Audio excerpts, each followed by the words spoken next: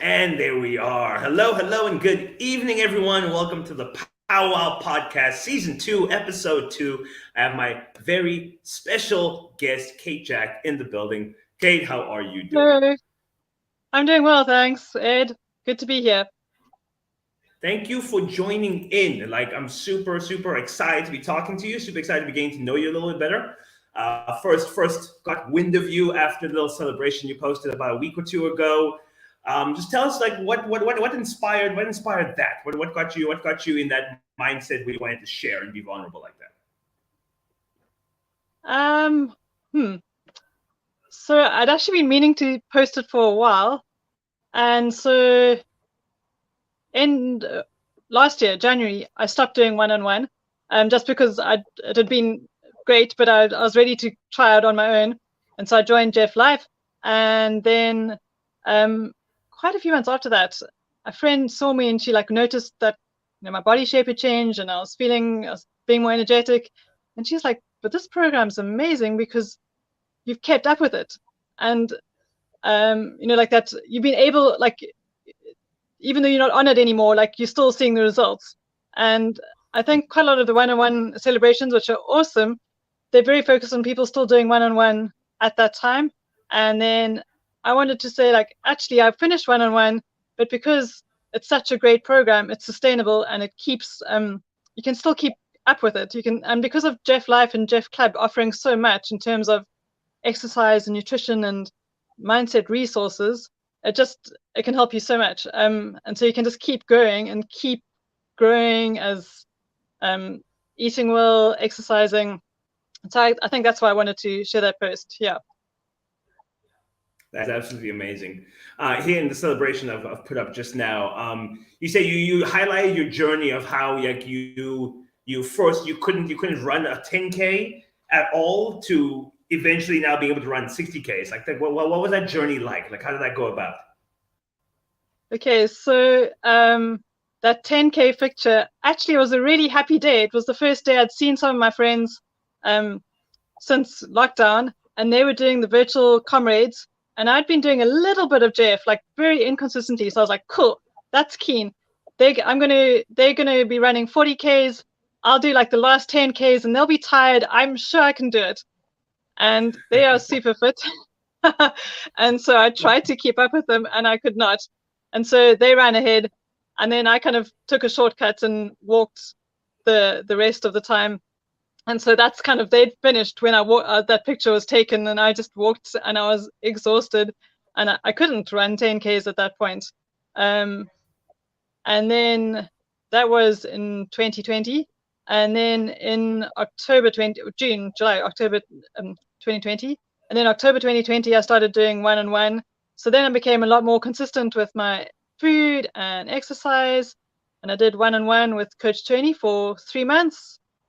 And then, which I loved. It was fantastic. And then I stopped, and I was at a place where I wanted to try and see, can I do this by myself? Can I do the Jeff Life? Can I carry on with the nutrition? And then also at that point, my husband got me a sports watch, and I'd always said, no, I don't need that. I'm not an athlete. I don't need data to help me exercise. Now I've got Jeff, it's all fine. But I started looking and actually being quite interested in that, and I realized I wasn't doing enough intensity in minutes a week. And so I thought, okay, I need to try at that. And so one way to do that is to run. And these friends who had tried to do that Comrades virtual marathon with, I saw pictures of them running on the mountain, and I was like, I want to do that. I want to be able to go and run in the mountain. But I knew at that point I couldn't. So I started just doing little mini runs around my neighborhood, and I'd run for maybe 15 or 20 minutes. And then I'd go, okay, maybe I can do a little bit more. I can run for maybe 30 minutes, or maybe I'd run for 30 minutes, and then I'd go, okay, maybe I can actually run for 5Ks now.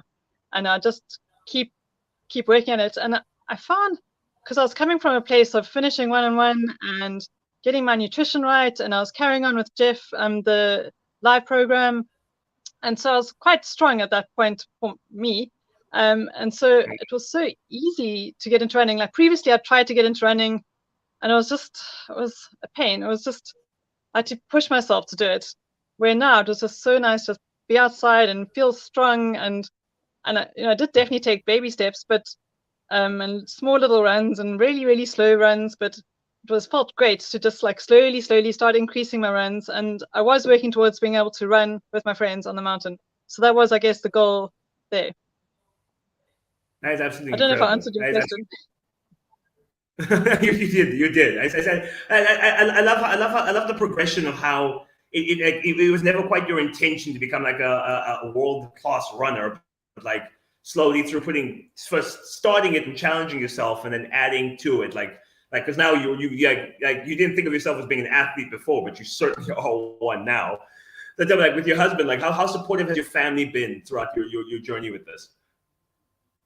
So I think they're really happy to see that I'm just enjoying exercise and enjoying, like they could see that I'm feeling strong and I'm feeling good about myself and my body, and so they're happy to see that.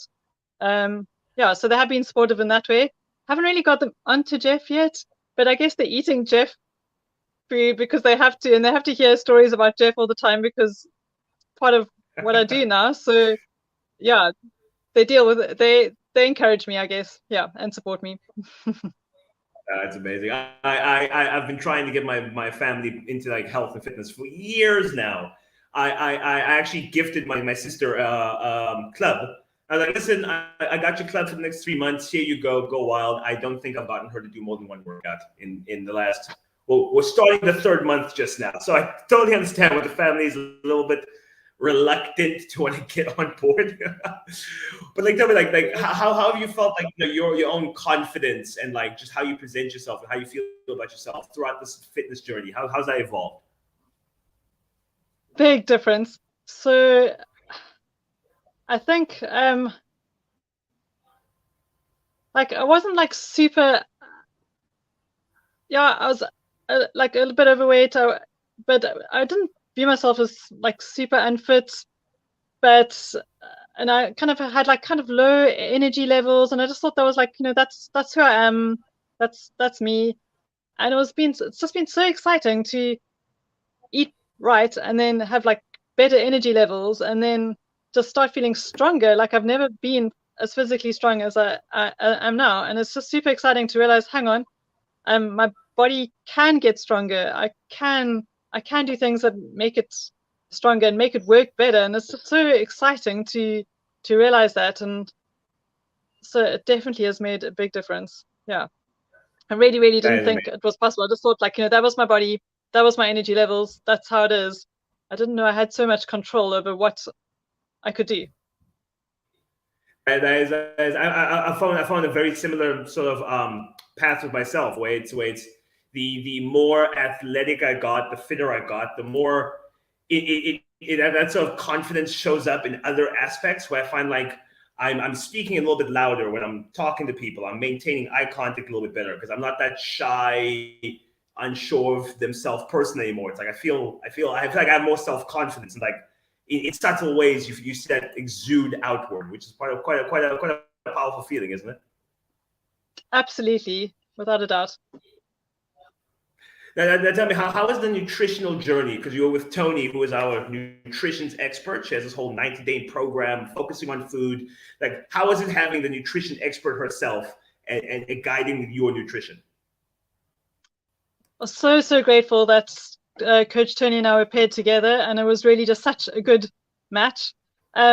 So growing up, I'd always been pretty active, but not like super sporty. Like I played fourth team sport, but I did a bunch of stuff, and my mom cooked pretty healthy food and she didn't have too many snacks around, so I ate pretty healthily. But I used to like eating a lot, and so that kind of became part of my identity, that I was just this person who used to eat and eat all like a lot. And then when I left school, I became less active, but I still kept on eating, and it was still part of my like. I kind of thought, oh, I don't have food issues because look at me, I eat everything all the time, and I just keep eating. And I enjoy food, and so I want to just keep eating it. And I didn't realize that I wasn't actually thinking about food. I wasn't mindful of food, and Tony really just helped me with that to realize, hang on, no, I clearly remember our first interview. She said, "Do you comfort eat?" And I was like, "No, I don't comfort eat." And then I was like, "Oh," when I doing the one-on-one, I realized, hang on, actually, sometimes I do. I was just mindlessly eating whatever food was put in, was around. I could just keep going and just eat a whole slab of chocolate or eat a whole pizza. And it's like, oh, that was yummy food, but I didn't really think about what I was eating, and I didn't realize that's why my energy levels weren't great. I wasn't putting great food in. Like, yes, some of the time I was eating healthy. I enjoy vegetables, I enjoy salads, I enjoy healthy food, but I just really wasn't mindful of it. So it was super helpful to have Coach Tony just to be able to talk through things like that. And then another thing is I'm quite a social eater. So if I go to a social event like with my family or with other friends and there's just food available, I'm like, well, let me eat all the food because I cannot leave food around, because shame, these people made food and I need to eat it all. And so I'll just like sit and just eat and focus on eating and not even talk that much sometimes at social events because I'm just too focused on eating, and like all that yummy food needs to be eaten. So it was so helpful to chat with Coach Tony about, like, we used to have a plan about, okay, this is how I'm going to deal with this social event and what, and she just had such sensible ideas, and it was so easy to put into practice and so helpful to just chat through things. And I also loved that she used to get super excited just about my food pictures, and it just made me want to make food yummy and exciting to, like, thank you for, like getting excited about my salad or my oats. And that was also quite empowering. Like, hang on, this food is exciting to eat. It makes me feel good. It tastes good. I can be excited about it too. That is brilliant. I find I struggle with a similar thing where I always say like despite how athletic I have made myself over the years, I'm still an absolute fat boy at heart. So I'm like me eating an entire pizza by myself makes me feel happy in the moment. So I'm like, so moving away from that to like, listen, even though that would feel good, it's not necessarily a good thing for me. It can be a difficult switch sometimes. So being able to like switch that mindset to like, listen, fueling my body with good food is actually good for me too. It's going to make me feel better in the long run. Maybe not in the short term, but in the long run, when I don't feel lethargic the next day, I'm going to feel a lot better for it. So yeah, that switch is an important one, but it's one that we don't often know we need to make. So it's really cool that Tony has a way of like asking you the right questions and probing you in the right way to get that sort of get those sort of realizations out of you, which is pretty cool. But anyway, is there any part of the journey you absolutely didn't like one that just like was a mission from day one that took you the longest to get right?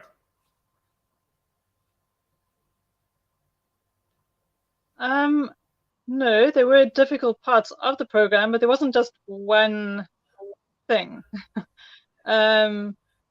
So for example, I really like chocolate. And so when I was doing one-on-one, it was hard, and like 1 or 2 squares of dark chocolate is not going to cut it. I'm used to eating a whole slab of Cadbury's or a whole tray of brownies. But so things that helped there was I used to just talk through, like, okay, what are my goals? I want to turn, I want to I know I want to eat better and like put better things in my body. And so Tony also had suggestions about putting cocoa with oats. Yay! Love chocolate overnight oats and chocolate eggy oats. Still eat that almost every single day. So looking at different, like, better ways of getting chocolate in, that was super helpful. Then, so when I went to one-on-one, I'd been doing some live programs and I really enjoyed those, especially during lockdown. And it was so energetic and so like exciting to interact with people, even through Facebook. And I kind of missed the one-on-one programs at that point, were very like by yourself. And I was like, I missed the live programs. So I actually quite missed the live exercise programs. But at the same time, I could feel the difference and I could feel myself getting stronger, and having a bit more focused program was good. So yeah, I probably found those two things two of the hardest. Yeah. Yeah, I found for me the hardest thing of my journey has been and continues to still be, it's like when it comes to like snack foods, chips, and stuff like that in the shops, I'm not even remotely tempted. Like I'm not gonna buy them. I'm not gonna put them in the house. I'm fine. I find whenever I go to like social events and they're opened and right there, that's when I'm like, I want to finish the whole bowl now suddenly, and then having to like visit my friends and do social events and like prevent myself from mindlessly snacking. I find like that's probably the single hardest thing I have to deal with, to the point where I avoid a lot of social social engagements when I'm in a more serious phase. So I found for me that's a very difficult thing for me. It's like I'm cool in the store, but once it's open in front of me and freely available, then suddenly it's like I really want those chips right now. That definitely is a big thing for me too. Um, yeah, if it's in front of me, I want to eat it all. No, it's brilliant. So tell me, like, so in between all your runs and your exercise, like, what do you look like when you're relaxing? Like, do you find like a run is like you time, or is there other activities you like to fall back to? Um, so running sometimes is you time, but I've got such a lovely group of friends that I run with. So the friends that got me into Jeff and got me inspired to run, I ran with them and they are fantastic and wonderful. So we just have such good times together. And then they've introduced me to another running group, the Pinelands Athletic Club. So it's a suburb where I live. Well, and they're also just super supportive. And so running is actually more of a social thing for me now. Um, No. so to relax, I love gardening and reading. Um, and yeah, I guess, yeah, those are probably my two biggest like me time relaxation things. No, okay, that's brilliant. Okay, I wanted to see like how sporty a person are you are in default, because I find I love more sportier individuals. Like, oh no, I do my sport for relaxation, and then I do these other sports when I want to have fun. So like you so like being a sporty person was just never your thing. This is something you almost fell into accidentally, almost. Yeah, so I did sport at school, but it was definitely more social and laid back for me. Never serious. I never put too much effort into it. So I just kind of rocked up to practices. Really, it played like fourth team, and there were only four teams, or D team, and there were only four teams. Um, it wasn't something I ever. I was uncoordinated. Um, I didn't really put much effort into it. I didn't think I could get better, so I was like, "Oh, I'm having fun, just relaxing with my friends. Yeah, why should I put effort into it?" And I didn't think I could. Like, I didn't think I had any skill. I didn't know that actually that's something I could be better at. But yeah, I enjoyed the very mediocre average sport I did play, but I never felt I wanted to continue with it after school either. So then I guess I did. Yeah, I like being outside. So gardening, hiking, walking, picnicking, being outside. I really enjoy that. No, brilliant. So tell me, like, what motivates you now to take this a little bit, well, a little bit more seriously, to be a little bit more consistent, a little bit more motivated, have steeper goals? Like, what's motivating you now? Um, so my running friends, they kind of just keep pushing me and encouraging me to do more things. And then I've now signed up to do the Cape Town Marathon, which I've never done a marathon. So now I have to train because I know that I won't feel so good if I don't train. Um, and that came about. I was enjoying running last year. I was getting, loving. I could actually, the first time I went and ran on the mountain, it was just super exciting and beautiful, and it just made me so happy. And the group was running, every week, getting onto the mountain, and it was just wonderful. I love it. So that keeps motivating me. But I was enjoying that, and then, um, all the group that I was running with at that point were doing training for the Cape Town Marathon for last year, and so I was like, oh, that's kind of interesting, but not for me. Um, but then, kind of just hanging out with them, I had this random idea that this year I'm turning 42. So I thought, well, let's run 42 Ks in the year I'm turning 42. So that's kind of why I signed up for the marathon. Yeah. So that's what's motivating me now. That is absolutely brilliant. That is absolutely brilliant. And tell me, like, how confident are you feeling towards it right now in these early stages of your training? So in the holidays, I did a 12-hour circuit event. So basically, you run around and around a field for as long as you want to. So we've got 12 hours to run around the field, and the track it's a double field, so rugby and cricket pitch together. So it's a K track, and at the end of each kilometer, there's a snack tray of like all the like different running snacks to eat, like sweets and fruit and potatoes and things. And so I signed up to do that. And so my friend and I did that in the holidays. And part of the reason for doing that was just to see, hang on, like how much could I actually do? And a bit of the all-day picnic also kind of sounded quite exciting. Nice. So I did that in the holidays, and that's how I could do the 60 Ks, because previously I'd done a half marathon, and then so I knew I could do 21 Ks. I knew that was fine. And just before that, at the point, like running 15 Ks was pretty easy for me. So we got to that. We got to 22 Ks. I was like, cool, this is the furthest I've run. I can carry on. I'm feeling okay. And then for the event, if you ran 30 Ks, you got a bronze medal. So we're like, okay, let's try and get to 30 Ks. And then kept on going with that. And then we're like, well, we've still got time and I'm feeling okay. Let's just try go a little bit more. And once you get to 35 Ks, you really might as well get and try and run a marathon distance. So then it's like, well, let's just get to 42. And my friend had run it before. So like she knew like, okay, Kate, don't sit down because others you're not going to want to get up. Don't take your shoes off because others you're not going to want to carry on running. And so we took it easy. We also like spent lots of time strategizing about, okay, we're going to run 100 meters and we're going to like walk 400 meters and then we're going to like run for 400 meters. And then we like kept on going on about that. And then every now and again, I'd refuel and try out different snacks to eat while running. So that really helped. So that's how I could end up doing 60 Ks. Not having done it before was the company of my friend and just her encouraging me. And then so now basically that means that I now know my body can do a marathon. I definitely know I want to train more, and I have seen the difference. Like if I train, I feel stronger, and like it makes sense to run and practice and do strength and Pilates. I can feel the difference it makes. So I'm feeling quite confident. I'm definitely glad I did that 60K event I was feeling early in the year after I did the half marathon.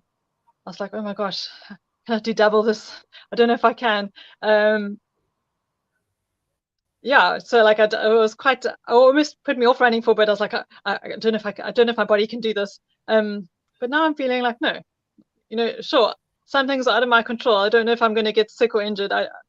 But I can. There's a lot of things that are in my control, and I can eat right, and I can practice, and I can follow a training program, and just see what happens. That is brilliant. That is brilliant. Kate, we're wishing you nothing but the best of luck. Please keep us updated on how it goes. Keep posting with Jeff together. We'd love to follow your journey, your training, and how everything's going. Because I'll tell you one thing, you couldn't pay me enough to get me to do a marathon. so much respect to you.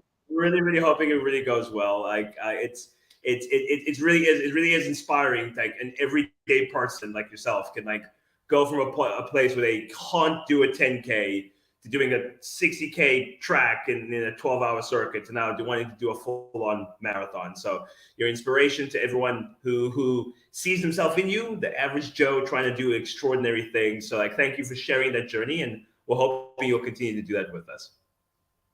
Sure. Thanks for chatting, Ed. And I'm so grateful for the Jeff community for just all they've given me, and the amazing community that's been built. It's fantastic. So thank you so much.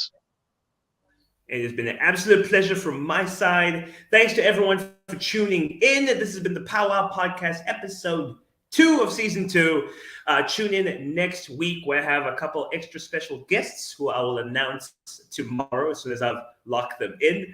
Until then, everyone have a fantastic evening. This is Coach Ed signing out.